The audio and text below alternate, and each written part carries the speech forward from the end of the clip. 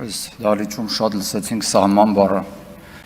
սահմանդրությունը սահմանը դնում, իրավունքը սահմանը գծում, լավ է, որ քաղաքական մարմնում շատ են հիշում այդ սահման բառի մասին, բայց պետք է նաև հիշենք, որ այդ սահմանը դրվում է փաստաթղթի միջոցով, եւ այդ սահմանը պետք է պահպանվի մարդկանց միջոցով։ Պարոն Խուլյանը լավ արեց, որ թվարկեց այդ քննիչների, դատավորների,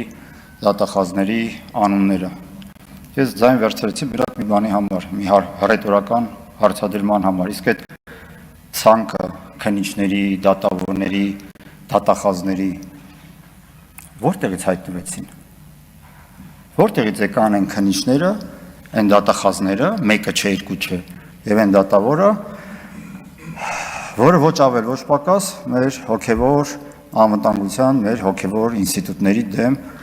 որոտը շեշտեցիք, աներևակայելի պայքարի մեջ ներգրավվեցին։ Մեզ հարցը մենք պետք է տանք, ես ինքս պիտի տամ որպես դասախոս, որպես նախկին պաշտոնյա, որպես գիտնական, ունակ են մեր դատավորները, մեր քննիչները, դատախազները հակազդելու քաղաքական իշխանության ռեպրեսիաներին։ Ունակ են այստեղ գտնվող քաղաքական ուժերը, որ հիմա ելույթ են ունենում, շատ սիրուն, ինքնասահմանափակվեն, երբ որ կգան իշխանության։ Տիկին Մելոյան, մյուսներին, պարոն Մամիջանյան, պատրաստ եք որևէ կերպ մեզ համոզելու, որ ձեր իշխանության ժամանակ դատական համակարգում մացոյականության երևույթից ձերբազատվելու եք։ Ոնց հավատանք։ Եվ ամենակարևոր հարցը, իսկ ինչու մեր իրավական համակարգը այսքան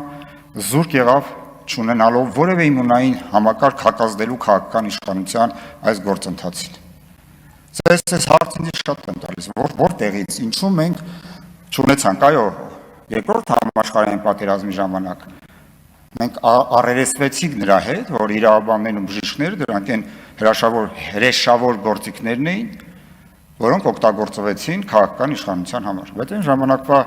իրավունքի ընկալումը, փիլիսոփայությունը մի փոքր այլ էր։ Դրանից հետո մենք սկսեցինք այդ ձեր շատ օգտագործող իրավունքի գերակայություն բառը ներմուծել մեր գիտակցության մեջ։ Բայց հենց որ գալիս է իրավունքի գերակայությունը պահելու ժամանակը, մենք հասկանում ենք, որ կարծեք թե չկա մարդ, որը ունակ լինի դիմադրելու այն քաղաքական ուժին, որը ոչ միայն անցնում է օրենք եւ այլն այդ սահմանները, այլ անում է այնպիսի բաներ, որոնք որ երևի երկրորդ համաշխարհային պատերազմի ժամանակ են մեկ էլ տեղ ունեցել։ Հիմա գլխավոր հարցը այդ է, որ մենք պետք է կարողանանք հասկանալ, որտեղ մենք սխալվեցինք, որ չձևավորեցինք այն իրավաբանին, որ կարողանա օրինակ Ամերիկայի գերագույն դատարանի նման կանգնի ասի, նրանք էլ մի էքսցենտրիկ ղեկավար ունեն։ Նրանց հրամանագիրը, տնտեսական բնույթի հրամանագիրը անվավեր ճանաչի։ Ճանաչեցին, չէ՞։ Հիմա կարանք ասենք նրանք ուրիշ համակարգ ունեն, ուրիշ մշակույթ ունեն եւ այլն, բայց չէ՞ որ մենք նրանց կատեգորիաներն ենք օգտագործում որպես այդպեսին, չէ՞ որ մենք էլ ենք ասում իրավունքի գերակայություն, չէ՞ որ մենք էլ ենք ասում սահմանադրություն, սահման դնել։ Եվ այստեղ պետք է նաև այդ հարցի շուրջ կարծում եմ մտորել եւ հույսով եմ, որ իրոք մեր քաղաքական համակարգը կունենա այնքան խորը գիտակցություն, հեռատեսություն, որ կգա այն պահ, որ նրանք կունենան այդ ինքնասահմանափակման զգացողությունը, թեև ես շատ լավ հասկանում եմ, որ ի տարբերություն իրավաբանների, որոնք գործում են սահմանների կատեգորիայով, քաղաքական գործիչները գործում են էֆեկտիվության կատեգորիայով։ Մեր մտածելակերպի իրարից էապես տարբերվում է։ Եվ եթե կարողանան մի փոքր խորքային փիլիսոփայական իմաստասիրական մոտեցում ցուցաբերեն մեր քաղաքական ուժերը, ապա կարծում եմ նաև կհասկանան, որ երբեմն այո, այս իրավիճակների համար չհայտնվելու նպատակով պետք է երբեմն ինքնասահմանափակվել